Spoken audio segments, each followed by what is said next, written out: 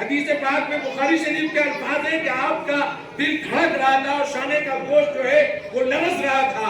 ایسے میں آپ کو اگر کسی نے تسلی دی ہے تو وہ ایک بیوی کی شکل میں.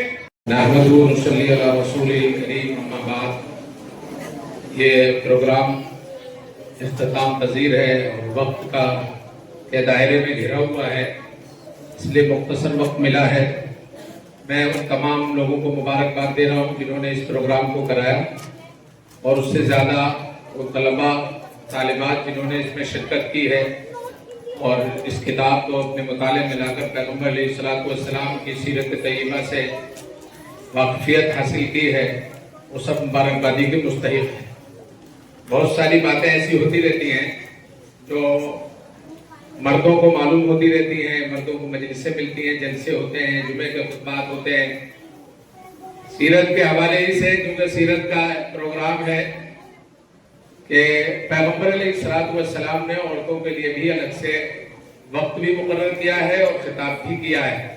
ہمارے محتمم صاحب حضرت مولانا اسلم جاوید قاسمی صاحب کی صبح سے یہ خواہش رہی ہے کہ اتنی بڑی تعداد میں اس میں عورتوں نے شرکت کی ہے اور اتنی بڑی تعداد میں آئی ہیں، اور سب سے پہلے مدرسے میں مہمان بن کر آنے والی بھی عورتیں ہیں. ان کے جذبات ہیں، ان کے سلسلے میں تھوڑی سی گفتگو کر لی جائے. اللہ تبارک و تعالیٰ نے انسانوں میں دو جو صنفیں بنائی ہیں، مرد اور عورت کی، دونوں بڑی اہمیت کے حامل ہیں، لیکن مرد کو مرد ہونے کے اعتبار سے کوئی قابل فخر چیز نہیں ہے اور عورت کے نسوانیت کے اعتبار سے کوئی قابل شرم چیز نہیں ہے. اللہ کے نبی جناب محمد رسول اللہ صلی اللہ علیہ وسلم نے ہر ایک کو مقام دیا اور مرتبہ دیا ہے، زندگی بخشی ہے، شرم و حیا کا طریقہ بتایا اور ذمہ داریوں کا احساس دلایا. اللہ کے نبی صلی اللہ علیہ وسلم پر نازل ہونے والے قرآن مقدس نے بھی اس بات کو بتایا کہ اگر عورت کے اندر جذبات ہو، تڑپ ہو، تمنا ہو اور لگاؤ ہو تو پھر آسمانوں پر بھی اس کی بات سنی جاتی ہے. لقد سمع اللہ قول التی تجادلک فی زوجہا وتشتکی الی اللہ.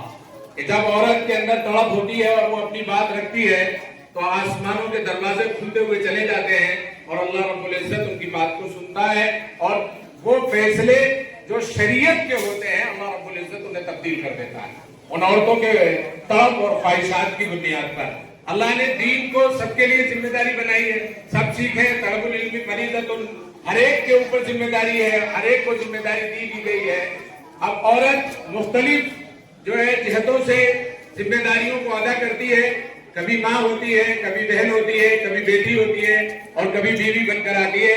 ہمارے آقا جناب محمد رسول اللہ صلی اللہ علیہ وسلم نے سب کو ذمہ داریوں کا احساس دلایا اور ان ذمہ داریوں کو عورتوں نے پہلے بھی ادا کیا ہے. اما عائشہ رضی اللہ تعالیٰ عنہ نے 50 سال دور، 50 آدھی صدی اس دین کی خدمت کے لیے اپنی قربان کی ہے. کسی بھی قابل اور قابل فخر انسان کے بننے کے لیے ضروری ہوتا ہے کہ اس کے پیچھے کسی نہ کسی کردار عورت کا ملے. آپ کو آپ تلاش کریں گے تو ملے گا. ہمارے آقا جناب محمد رسول اللہ صلی اللہ علیہ وسلم جب پہلی لے کر کے آ رہے ہیں تو حدیث پاک میں بخاری شریف کے الفاظ ہیں کہ آپ کا دل دھڑک رہا تھا اور شانے کا گوشت جو ہے وہ لرز رہا تھا. ایسے میں آپ کو اگر کسی نے تسلی دی ہے تو وہ ایک بیوی کی شکل میں ہم سب کی ماں ام المومنین حضرت خدیجہ الکبریٰ رضی اللہ تعالی عنہا ہے. بہرحال امت کی قیادت بھی عورتوں نے کی ہے. میدان میں بھی عورتیں، بدر کے میدان میں، احد کے میدان میں بڑی جلیل القدر خدمات عورتوں کی رہی ہیں کہ وہ زخمی حضرات، مرد بدحواسی کے عالم میں تھے، تڑپ رہے تھے، پریشان تھے، زخمی تھے، کوئی پانی دینے والا نہیں تھا. اگر اس وقت کسی نے ان کی جو ہے مزاج پرسی کی، ان کی بیماری کو دیکھا اور ان کو میدان سے ہٹا کر کے کہیں ان کا جو ہے علاج کیا اور پانی کا انتظام کیا تو وہ عورتیں تھیں. بہرحال عورتوں کا ایک بڑا کردار ہے اور لمبی گفتگو کرنے کا موقع ہوتا ہے لیکن یہ وقت نہیں ہے. اس بات کا ہمیں بڑی خوشی ہے اور یہ خوشی کیا جب اخبارات میں ریزلٹ آتے ہیں تب پہلے ہی اخبار والے یہ ہیڈنگ بنا دیتے ہیں کہ مردوں سے زیادہ عورتیں بازی لے گئی. طالبات جو ہے وہ طلبہ سے آگے بڑھ گئے. ریزلٹ جو ہے ان کا زیادہ آگے نکل گیا کیونکہ انہیں ایک سوئی ملتی ہے، گھر میں پڑھنے کا موقع ملتا ہے، وہ اپنی ذمہ داریوں کو سمجھتی ہیں. ہمارے اندر جو ہے بچوں کے اندر ہمارے दुनिया की मशागिल और दुनिया के झमेलों में फंस गए, अपनी तालीम की तरफ अपनी तवज्जो नहीं दे पाई। इसलिए ये जो कंपटीशन सीरत के उन्वान पर मदरसा फैजुल उलूम के अंदर मुनक़िद किया गया था, इसमें 400 के करीब लोगों ने शिरकत की। लेकिन यही कहा जाएगा कि औरतें मर्दों पर या तालिबात जो है वो तलबा पर बाजी लेकर के शिरकत में हाजिर हुई। 250 तकरीबन औरतों ने शिरकत की, तो 160 तलबा ने आधे के करीब शिरकत की है। और आज जो कामयाब होने वाले हैं उनमें औरतों की तादाद मर्दों के मुकाबले में ज्यादा है, वो मुबारकबादी की मुस्तहिक है। अभी सुबह भी और एक दिन पहले भी हमारी मोहतमिम साहब से बात हुई। मोहतमिम साहब कहते हैं कि एक आधी आबादी जो है औरतों पर मुश्तमिल है, और औरतों के बनने से मुआशरा बनता है। औरत पढ़ती है तो पूरी जमात, तो पूरा घर और खानदान सुधरता है।